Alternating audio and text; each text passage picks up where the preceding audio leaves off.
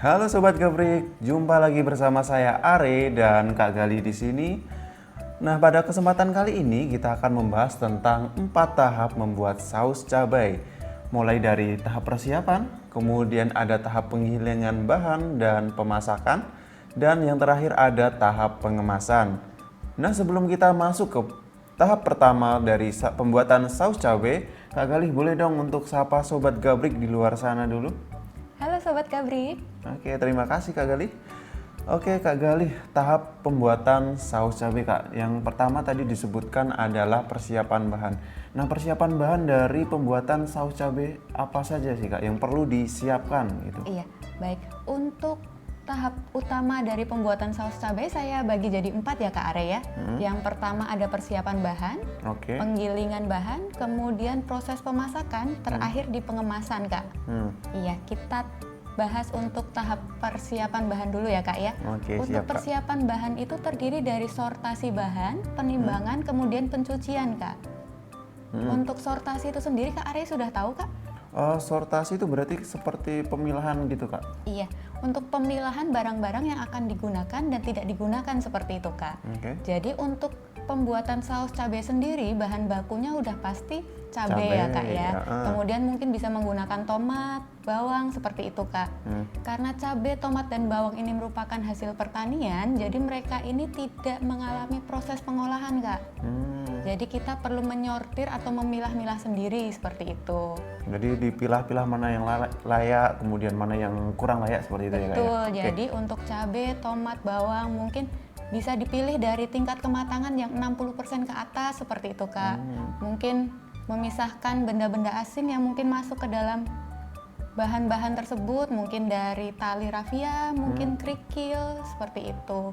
Juga memisahkan antara tangkai cabai dengan daging cabainya seperti itu Kak. Oh, jadi untuk persiapan bahan pada tahap sortasi ini sekaligus pembersihan atau penghilangan tangkai cabai seperti itu ya Kak Gali Betul ya. sekali Kak Are. Oke, kemudian berikutnya Kak dari tahap persiapan bahan, nggak mungkin kan cuman sortasi. Tahap berikutnya tadi apa Kak? Jadi setelah sortasi ada penimbangan Kak. Jadi untuk pembuatan saus cabai sendiri pastinya sudah ada resepnya Kak ya. Iya benar sekali. Jadi bahan-bahan tersebut kita timbang atau kita takar sesuai resep Kak. Kemudian bahan-bahan yang sudah sesuai resep ini kita cuci terlebih dahulu Kak. Jadi kita juga perlu memastikan untuk bahan-bahan ini untuk mengurangi kontaminasi dari kotoran dan mengurangi residu dari pestisida seperti itu Kak. Oke, jadi tahap persiapannya ada 3 tadi ya Kak ya. Sortasi dulu untuk pemilahan, kemudian persiapan pembersihan seperti itu Kak. Kemudian ada penimbangan untuk takarannya agar sesuai dengan resep seperti itu ya Kak. Betul sekali Kak Dan Are. kemudian dicuci biar bersih, menghilangkan noda dan juga residu pestisida seperti itu ya Kak Gali ya. Oke Kak Gali, kemudian tahap yang kedua ada penggilingan ya Kak kalau tidak salah. Baik, tahap selanjutnya setelah bahan sudah ditimbang sesuai resep, kita masuk ke tahap penggilingan bahan Kak Are. Untuk penggilingan bahan sendiri, kita bisa menggunakan blender atau mesin penggiling seperti itu. Jadi sebelum digiling, bahan-bahan ini biasanya direbus ataupun dikukus Kak. Dikukus sampai bahan-bahan ini menjadi lunak agar memudahkan proses penggilingan seperti itu. Jadi menghasilkan adonan saus juga yang lebih lembut dan halus seperti itu Kak. Oke, jadi untuk penggilingan ini kan sebelumnya tadi disebutkan sampai lunak. Itu benar-benar matang atau setengah matang atau seperti apa Kak? Jadi selera juga ya teman-teman ya. Jadi tujuan dari proses pelunakan ini hanya untuk memudahkan proses penggilingan sih Kak. Jadi karena habis digiling ini nanti ada proses pemasakan selanjutnya, jadi tidak perlu sampai begitu matang seperti itu Kak. Oke, berarti mungkin 50 atau 60% seperti itu ya. Betul. Oke, terus kemudian ini sudah ya Kak untuk tahap penggilingan. Ya sudah Kak. Oke, berarti untuk berikutnya ada tahap ketiga Kak, yaitu proses pemasakan ya Kak ya. Iya. Nah, boleh dijelaskan nih Kak, proses pemasakan dari saus cabai ini seperti apa Kak? Jadi setelah adonan saus cabai ini jadi, kita masak untuk proses pencampuran menggunakan bumbu-bumbu Kak. Oke. Jadi proses pemasakan saus atau adonan cabai yang sudah digiling ini, kemudian ditambahkan bumbu-bumbu seperti gula, garam, cuka, kemudian untuk bahan pengental biasanya menggunakan tepung maizena seperti itu Kak. Oke. Jadi proses pemasakan ini menggunakan suhu biasanya 80 sampai 100 derajat Celcius Kak Are. Jadi adonan ini dimasak sampai adonannya ini mengental seperti itu. Oke, jadi untuk tahap ketiga ini tahap pemasakan sekaligus pencampuran dengan bumbu-bumbu ya Kak. Betul. Dan tentu saja untuk bumbu-bumbu tersebut sudah ditakar sebelumnya sesuai dengan resep masing-masing perusahaan atau masing-masing produsen seperti itu ya Kak Galih ya. Oke, kemudian yang berikutnya Kak, sudah pemasakan tadi suhunya 80 derajat sampai 100 derajat Celcius. Dan untuk tingkat kekentalannya Kak, itu tergantung suka-suka dari produsen atau bagaimana Kak?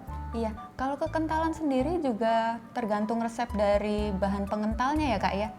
Iya, jadi sesuai selera apakah adonan saus ini ingin yang lebih encer atau cenderung yang kental seperti itu, jadi sesuai selera dari teman-teman semua.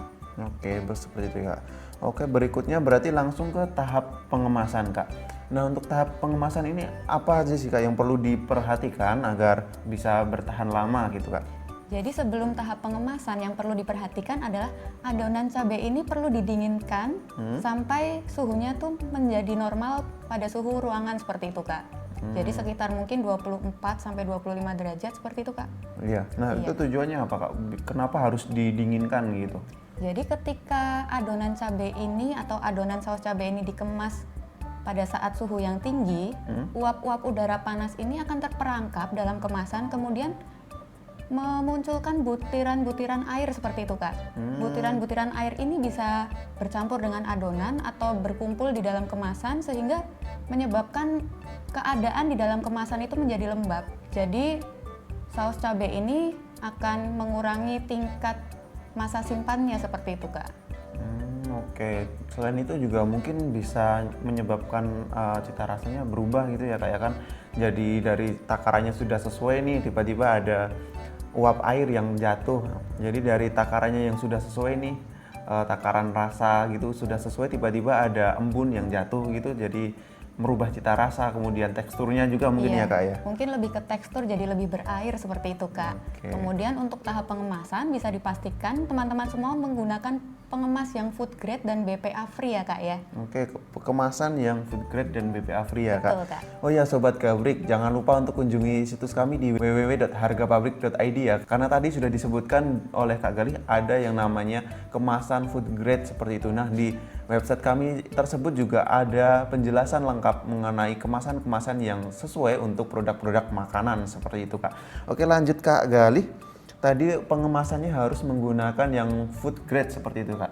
Terus ada lagi nggak Kak untuk kriteria kemasan atau mungkin bagaimana cara mengemasnya? Kalau kriteria kemasan bahan makanan itu sendiri pastinya yang food grade dan BPA free. Jadi pilihannya itu sendiri juga tergantung dari selera teman-teman, bisa di botol, plastik, atau mungkin di jar seperti itu Kak. Nah Sobat Gabrik, itu tadi penjelasan dari Kak Galih mengenai 4 tahapan pembuatan saus cabai. Mulai dari tahap persiapan bahan, kemudian ada penggilingan bahan yang sebelumnya harus dilakukan pelunakan dengan merebus atau dikukus. Kemudian ada proses pemasakan di mana ketika proses pemasakan tersebut berlangsung sekaligus dilakukan penambahan bahan-bahan penyedap seperti itu ya Kak. Kemudian dan yang terakhir adalah pengemasan, dan untuk pengemasan harus menggunakan bahan food grade seperti itu. Nah oke Sobat Gabrik, itu tadi penjelasan tentang 4 tahapan membuat saus cabai. Kemudian jangan lupa untuk Sobat Gabrik mengunjungi situs kami di www.hargapabrik.id karena di situs tersebut ada beragam artikel seputar product knowledge, kemudian ada juga artikel-artikel yang membahas tentang bagaimana cara mengurus perizinan halal, BPOM, dan artikel-artikel lainnya. Nah Sobat Gabrik, selain itu, untuk Sobat Gabrik yang berprofesi sebagai pelaku usaha, entah sebagai reseller atau produsen, dapat melakukan pembelian ataupun penjualan di website kami. Jadi untuk Sobat Gabrik, segera register di website kami di www.hargapabrik.id. Oke Sobat Gabrik, sampai jumpa di kesempatan berikutnya. Tetap di Harga Pabrik, Solusi bisnis Anda.